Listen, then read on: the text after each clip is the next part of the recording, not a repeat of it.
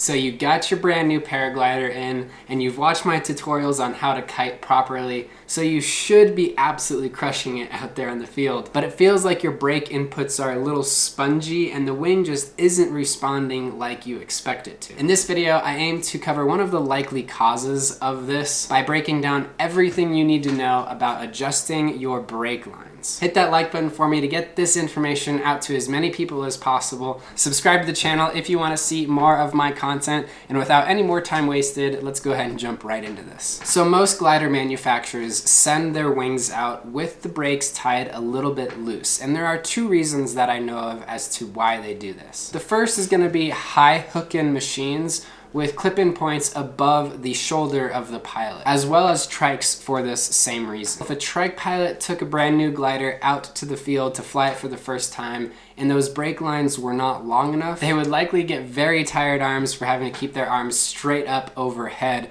in order to avoid pulling pressure. Or worse, if they ended up dropping a toggle that might reel back to the pulley 3 inches out of reach. Obviously not a great situation. And the second reason why your glider lines are a little longer out of the box is for that newer pilot that might be a little heavy-handed with those brakes, with the nerves accompanying the first few flights. So they give the newer pilot a little extra buffer room before the pilot would inadvertently pull too much pressure and stall or spin the glider. As a side note, when you're in the sky, your hands with those brake toggles should not come below your shoulders. You should never really need to pull that much pressure to accomplish the rate of turn that you really need. So you'll avoid this issue altogether if you keep those hands what we call the green zone, or shoulder height and above. So for the rest of us cool people that are launching their gliders with lower hook-in machines, this causes a little bit of a headache for us when we're controlling the glider on the ground, when we're pulling pressure to actually get off the ground, in-flight controls, and then flaring for landing is now dampened because as far as you pull down,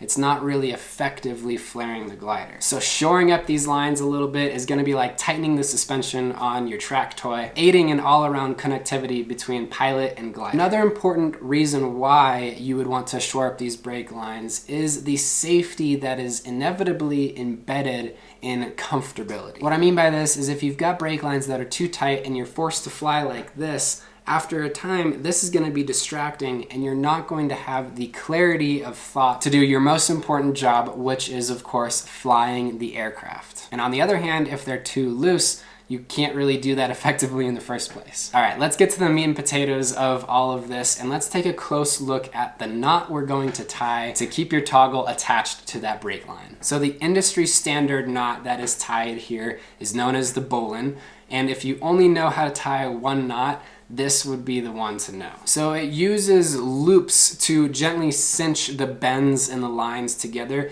maintaining to a pretty large degree the structural integrity of that line, especially when compared to other knots. It's also a unique knot in that once it is cinched and it's dressed correctly, you can pull on any direction of this knot and it won't budge, yet it can easily be undone with intention. They literally will dock super tankers using this knot. So the way that I was taught and remember it is that the line leading to the connection point, or the glider, is your tree. And right next to the tree, there is a hole. And the trick is to make sure that the tree is growing out of the ground and not out of thin air like you see here. Now the other end of the line should pass through your toggle's line loop, and this will be known as the snake. Now the snake will go ahead and come back up through the hole.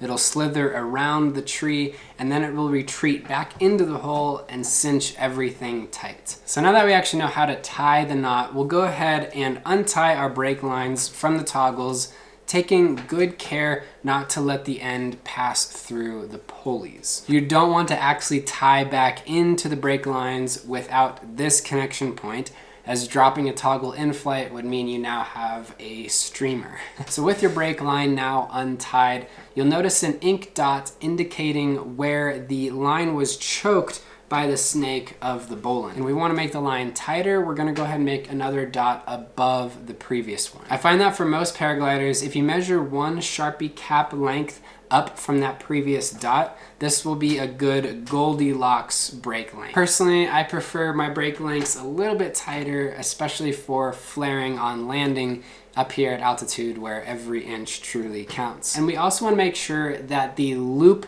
that is created by the knot around that toggle connection point hugs relatively close to that connection point. This way we don't end up creating more slack than we intend to. So with one side done, we'll go ahead and move over to the other side before we shore up the slack in the tail. And after accomplishing the same process on the other side, we'll go ahead and compare line lengths in the tail slack. With both lines within 1/8 of an inch or so, we can go ahead and clean up the slack in the lines. I like to pass the line through the same toggle loop a few times until I get it down to around 3 or 4 inches of tail.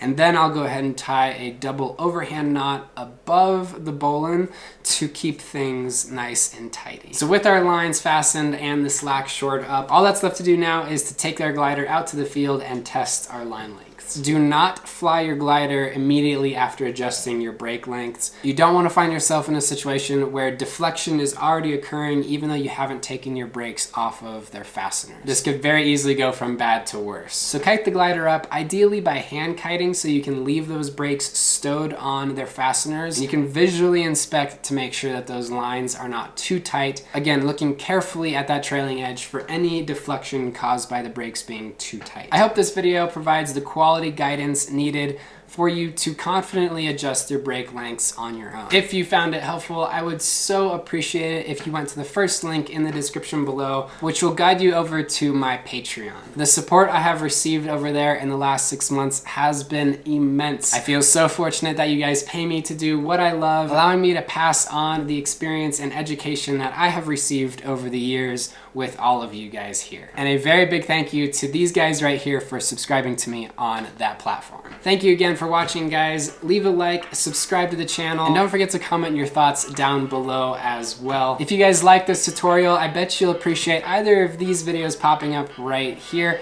This is Lifted PPG. My name is Micah Stevens. Don't forget to take that deep breath, and I'll see you guys in the next video. Cheers.